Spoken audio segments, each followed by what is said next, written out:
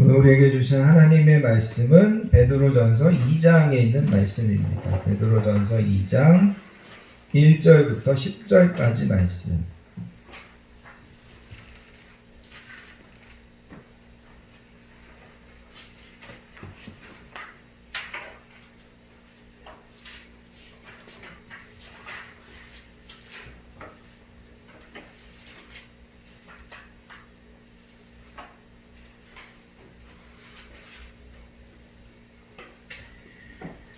베드로전서 2장 1절부터 10절까지 말씀, 주신 말씀을 우리 한 목소리로 받들어서 읽도록 하겠습니다.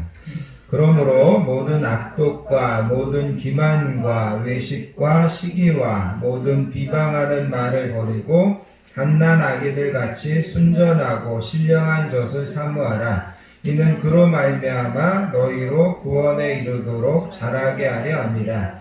너희가 주의 인자하심을 맛보았으면 그리하라. 사람에게는 버림받아 되었으나 하나님께는 택하심을 입은 보배로운 산돌이신 예수께 나아가 너희도 산돌같이 신령한 집으로 세워지고 예수 그리스도로 말미암아 하나님이 기쁘시게 받으실 신령한 제사를 드릴 거룩한 제사장이 될지니라. 성경에 기록되었으되 보라 내가 택한 보배로운 모퉁이 돌을 시온에 두노니 그를 믿는 자는 부끄러움을 당하지 아니하리라 하였으니 그러므로 믿는 너희에게는 보배이나 믿지 아니하는 자들에게는 건축자들이 버린 그 돌이 모퉁이의 머릿돌이 되고 또한 부딪히는 돌과 걸려 넘어지게 하는 바위가 되었다 하였느니라. 그들이 말씀을 순종하지 아니하였으므로 넘어지나니 이는 그들을 이렇게 전하신 것이라. 그러나 너희는 택하신 족속이요 왕같은 제사장들이요 거룩한 나라요 그의 소유가 된 백성이니 이는 너희를 어두운 데서 불러내어 그의 기이한 빛에 들어가게 하신 이의 아름다운 덕을 선포하게 하려 하심이라. 너희가 전에는 백성이 아니더니 이제는 하나님의 백성이요 전에는 긍휼하심을 얻지 못하였더니 이제는 긍휼하심을 얻은 자니라. 아멘. 특별히 여러분 9절에 보시면 그러나 너희는 택하신 족속이요 왕같은 제사장들이요 거룩한 나라요 그의 소유가 된 백성이니 이는 너희를 어두운 데서 불러내어 그의 기이한 빛에 들어가게 하신 이의 아름다운 덕을. 그래서 제가 오늘 강조하고 싶은 것은 우리를 어두운 데서 불러냈다. 어두운 데서 불러내서 그의 기이한 빛에, 하나님의 기이한 빛에 우리를 들어가게 했다. 이 말씀을 중심으로 오늘 함께 은혜를 나눌 수 있기를 원합니다.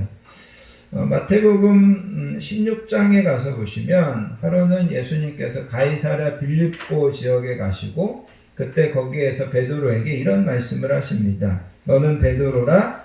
내가 이 반석 위에 내 교회를 세우리니 음부의 권세가 이기지 못하리라. 이 반석 위에 내 교회를 세우겠다. 그런데 여기 교회라고 하는 그 단어의 뜻이 뭐냐면 에클레시아라고 하는 단어인데 이 뜻이 뭐냐면 밖으로 불러냈다라는 겁니다. 밖으로 불러냈다.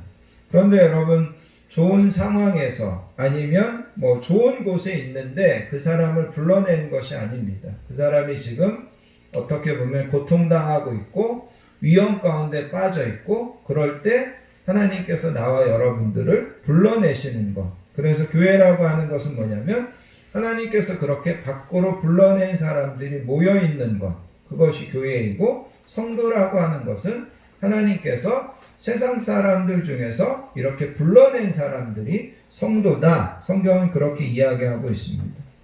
여러분 하나님께서 오늘도 나와 여러분들을 예배의 자리로 불러내셨습니다. 그런데 중요한 것은 뭐냐면 우리를 하나님께서 예배의 자리로 부르시기 훨씬 이전에 나와 여러분들을 사단의 종노릇해서 불러내서 우리를 하나님의 자녀, 우리를 하나님의 성도로 불러내시는 것이 먼저 있었기 때문에 오늘 우리가 하나님 앞에 나와 예배 드릴 수 있게 된다라는 겁니다. 그래서 여러분 아까도 말씀드렸던 것처럼 오늘 우리가 읽은 베드로전서 2장 9절에서 보시면 특별히 베드로 사도도 예수님께서 나와 여러분들을 어두운 데서 불러내셔서 하나님의 빛의 나라로 들어가게 했다. 하나님의 빛의 나라로 이제는 옮겼다. 이것을 이제 이야기하고 있습니다. 그리고 여러분 우리가 구약에 보면 하나님은 이렇게 우리를 불러내시는 것을 여러 번 강조하고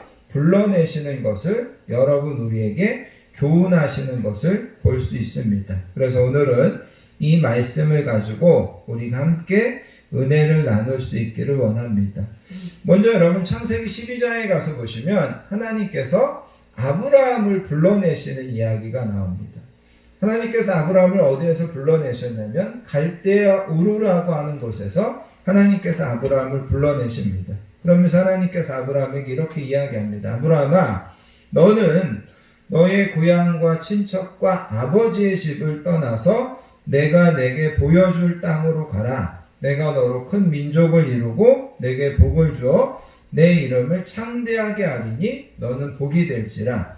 너를 축복하는 자에게 내가 복을 내리고 너를 저주하는 자에게 내가 저주하리니 땅의 모든 족속이 너로 말미암아 복을 얻을 것이다. 하나님께서 그렇게 아브라함을 부르시더라는 거죠. 자, 그런데 하나님이 아브라함을 불렀던 그 갈대아 우르라고 하는 것, 그 다음에 이제 아브라함이 살던 그 시대에는 어떤 시대였냐면 다신사회였습니다. 다신사회라고 하는 것은 많은 신이 있었다라는 거죠. 그래서 여러분 아브라함이 살던 갈대아 우르에만 하더라도 약 3,000개의 신이 있었다고 합니다. 그런데 재밌는 것은 뭐냐면 그 신들이 계급이 있었다라는 거죠. 그래서 여러분 3,000개의 신들 중에서 한 50개의 신은 상위 계급의 신이었고 나머지는 다 하위 계급의 신이었다라고 합니다.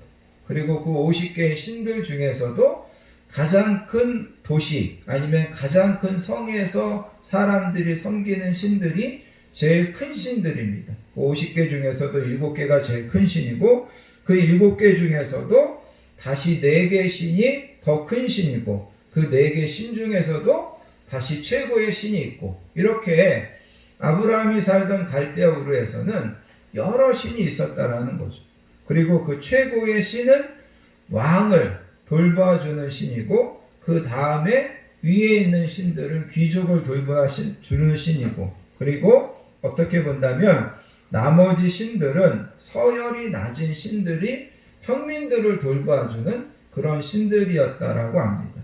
그래서 여러분 하나님께서 아브라함에게 나타나서 아브라함아 너는 내가 보여주는 내가 지시하는 땅으로 가라 그렇게 할 때 아브라함이 처음에 하나님을 어떻게 생각했냐면 하나님은 내가 살고 있는 이 갈대아 우르에 3,000개의 신이 있는데 그 신들 중에 대개 하급에 있는 신, 대개 어떻게 보면 계급이 낮은 신 이렇게 이제 아브라함이 하나님을 생각했다는 거죠. 왜냐하면 자기가 지금까지 들어본 신 중에 여호와라고 하는 신은 없었다라는 거죠. 그러니까 아브라함이 맨 처음에 내가 여호와다 했을 때 아브라함이 이 신은 대개 하급의 신인가 보다. 그런데 이 하급의 신이 우리의 가정신이 되어주겠다고 하니까 내가 그 여호와의 말을 듣고 가나안 땅으로 가야 되겠다 이렇게 생각했다라는 거죠. 그런데 여러분 이제 창세기 12장 10절 이하에 가서 보면 이 아브라함이 가나안 땅에 갔다가 가나안 땅에 내려갔다가 가뭄을 만나게 됩니다. 그래가지고 아브라함이 가뭄을 피해서 애굽으로 내려간다라는 거죠. 애굽에 내려가면서 아브라함이 자기 아내 사레를 누이라고 속였습니다. 그리고 애굽 왕 바로가 그 사라를 보니까 되게 예뻤던 것 같아요. 그래가지고 자기의 궁궐로 들여와서 동침하려고 합니다. 그런데 이때 하나님께서 아브라함의 아내 사레의 일로 바로와 그 집에 큰 재앙을 내렸다. 성경은 그렇게 이야기하고 있습니다. 자, 그런데 여기서 이제 우리가 주목해야 되는 것이 뭐냐면 하나님이 바로의 집에 아브라함의 아내 사레의 일로 큰 재앙을 내렸다고 하는 것은 이게 그냥 보통의 일이 아니라 이것이 신들의 전쟁과 같은 사건이라는 거죠. 이 말이 무슨 말이냐면 당시에 애굽 왕 바로는 가장 큰 신이었습니다. 또 가장 큰 신이 돌보는 그런 사람이었습니다. 그런데 하나님께서 그 애굽 왕 바로의 집에 하나님께서 큰 재앙을 내리시는 것을 보고 아브라함이 깜짝 놀랐다라는 거죠. 왜냐하면 지금까지 자기가 알고 있기로는 바로와 바로를 돌보는 신이 가장 센 신이고 가장 큰 신인 줄 알았는데 그 바로의 집에 재앙을 내리는 신이 있다? 그러면 그 신은 바로의 신보다 더 큰 신일까요? 작은 신일까요? 큰 신인 거죠. 그래서 아브라함이 바로의 집에 큰 재앙을 내리는 하나님을 보면서 깜짝 놀라는 거죠. 자기는 여호와가 자기가 갈대아 우르에서 3천이나 되는 그 신들 중에 아주 하급에 속하는 그런 신인 줄 알았는데 그게 아니었다라는 거죠. 하나님은 최고의 신이라고 할 수 있는 그 바로에게 재앙을 내리실 수 있는 분이구나. 하나님이 더 세신 분이구나. 하나님이 더 크신 분이구나. 그것을 아브라함이 깨닫게 됐다라는 거죠.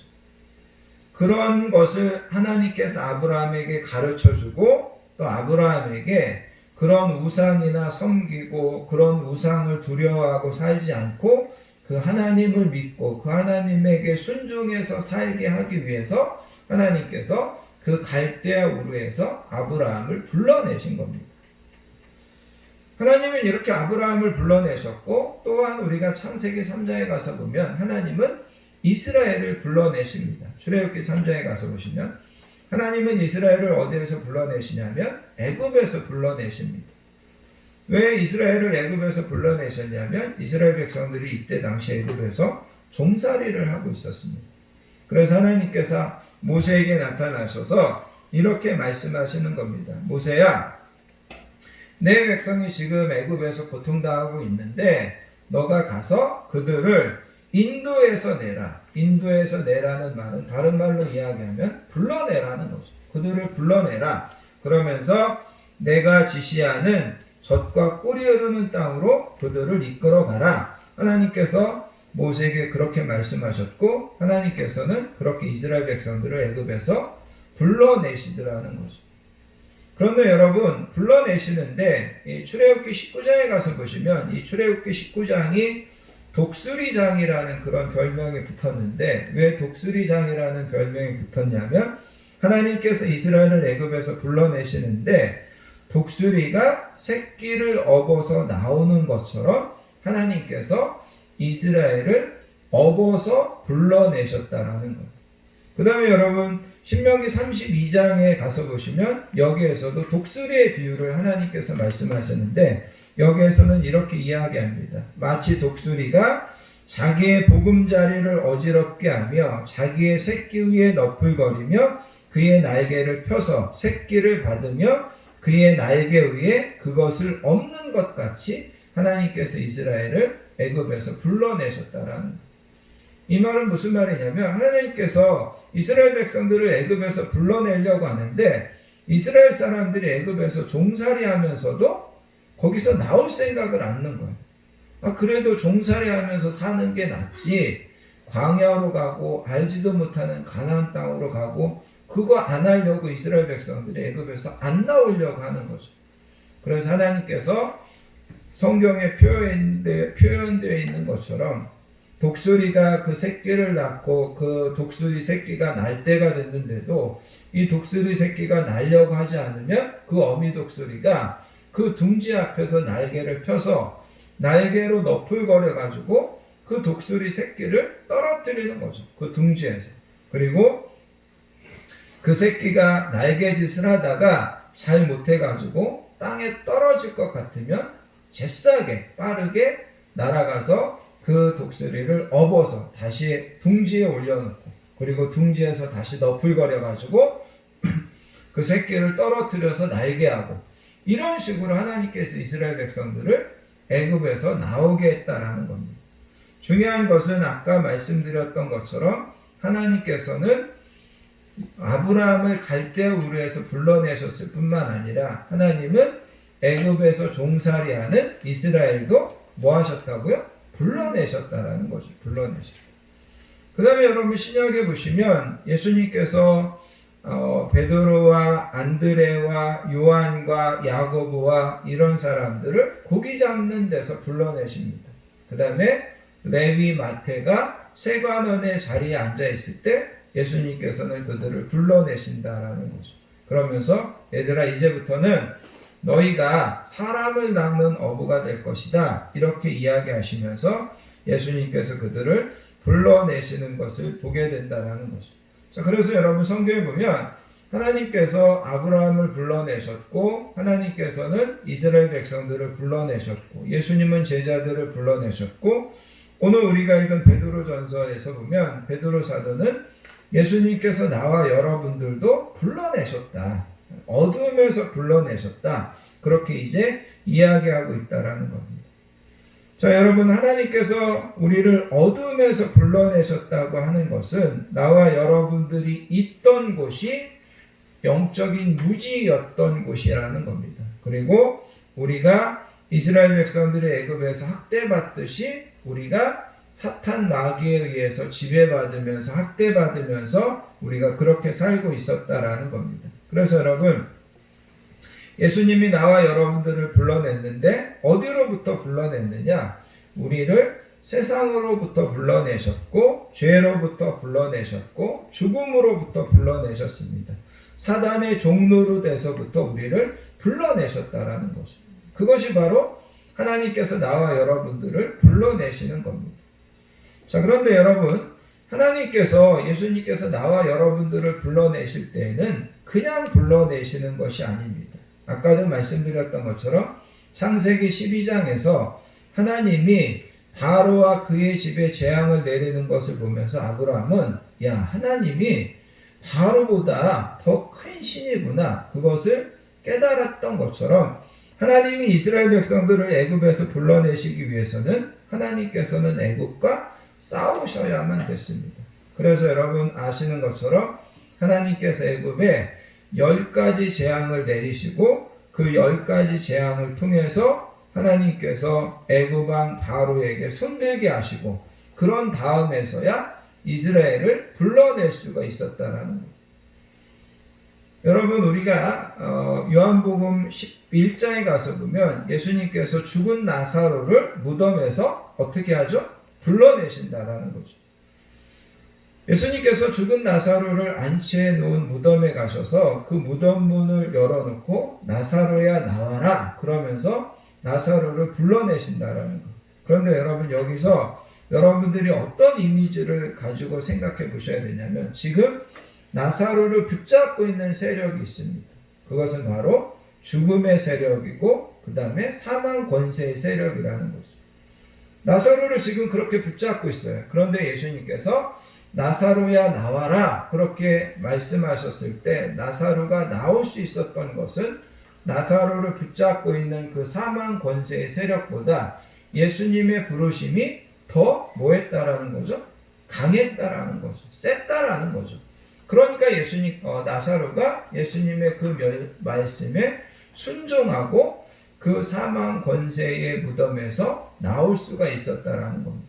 무슨 말씀을 드리려고 하냐면 나와 여러분들을 예수님께서 어둠에서 불러내서 하나님의 빛의 나라로 옮기셨다라고 성경은 표현하고 있는데 예수님이 나와 여러분들을 그렇게 불러내기 위해서는 예수님께서 사단의 권세를 물리치시고 사단의 권세와 싸우시고 이기셨기 때문에 우리를 불러낼 수 있었다라는 겁니다.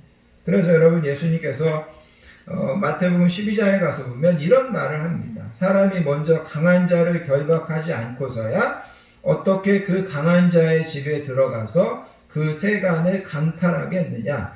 결박한 후에야 그 집을 강탈하리라. 이런 비유적인 말씀을 하십니다. 이게 물론 이제 뭐 강도의 비유 같은 거죠. 그죠?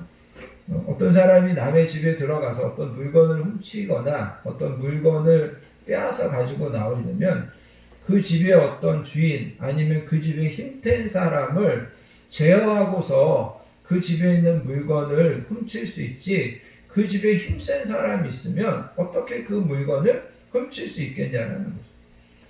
하나님이, 예수님이 나와 여러분들을 어두움에서 불러내시기 위해서는 예수님께서 우리를 지배하고 있는 그 사단의 세력과 싸우셔서 이기셨기 때문에 나와 여러분들을 불러내실 수 있었다. 그리고 여러분 아까 말씀드렸던 것처럼 하나님께서 애굽 왕 바로에게 10가지 재앙을 내리신 것도 그런 것들을 통해서 하나님이 애굽 왕 바로를 이기셨기 때문에 이스라엘을 불러낼 수 있었다. 그것을 이제 성경은 이야기하고 있다라는 거죠. 자, 그러면 중요한 것은 이겁니다. 그러면 왜 불러내셨냐라는 거죠. 왜 불러내셨냐. 여러분, 하나님께서 아브라함을 갈대아 우르에서 불러내셨어요. 그런데 하나님이 왜 아브라함을 불러내셨냐면 아브라함에게 복을 주기 위해서 불러내셨어요. 아브라함아, 내가 너로 큰 민족을 이루고 내게 복을 주어서 내 이름을 창대하게 할 거다. 너는 복의 근원이 될 거다. 하나님께서 그렇게 하시면서 불러내셨다라는 겁니다. 그런데 하나님께서는 아브라함에게 그렇게 아브라함 개인에게만 복을 주시는 것이 아니라 더 나아가서 하나님은 아브라함에게 뭐라고 말씀하시냐면 너를 축복하는 자에게 내가 복을 내리고 너를 저주하는 자에게 내가 저주하리니 땅의 모든 족속이 너로 말미암아 내 씨로 말미암아 복을 얻을 것이다. 그러면서 하나님은 아브라함을 불러내셨는데 아브라함 개인에게만 복을 주시기 위하여 불러내신 것이 아니라 아브라함 자손, 아브라함을 통하여서 이 땅에 오시는 예수님을 통하여서 모든 사람들이 복을 받게 하기 위해서 아브라함을 불러냈다라는 겁니다. 자, 그런데 이제 여러분 또 한 가지 우리가 생각하셔야 됩니다. 하나님께서 아브라함을 불러내셨고 이스라엘을 불러내셨습니다. 그런데 하나님께서 이스라엘 백성들을 불러내시면서 출애굽기 19장에 가서 보면 하나님께서 이스라엘 백성들에게 이런 말씀을 하십니다.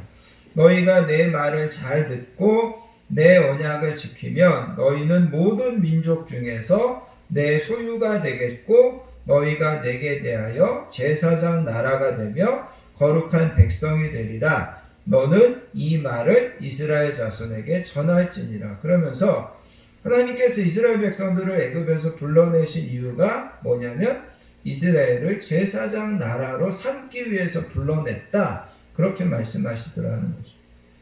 이 제사장 나라가 된다는 것이 어떤 거냐? 우리가 이거를 좀 잘 이해하셔야만 됩니다.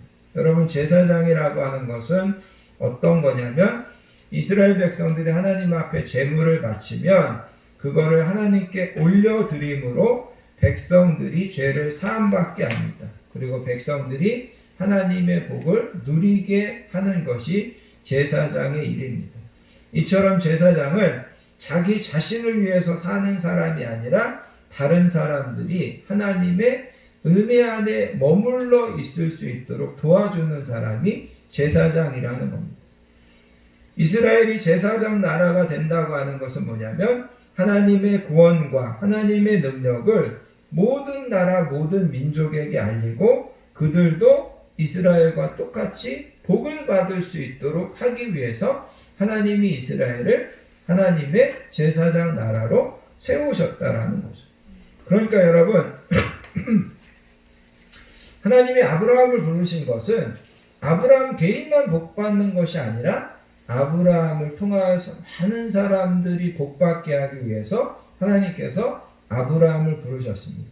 그리고 하나님께서 이스라엘을 부르신 것은 하나님이 이스라엘만 복받는 것이 아니라 이스라엘을 다른 나라, 다른 민족들의 제사장 나라로 삼아서 이스라엘을 통해서 많은 사람들이 하나님께 복받고 하나님께 나아가는 그런 길을 보여주기 위하여 특별히 하나님께서 이스라엘을 부르시고 하나님께서 이스라엘을 선택하신 거라는 거죠. 이것이 바로 하나님이 아브라함을 불러내신 거고 하나님이 이스라엘을 불러내신 것이라는 겁니다.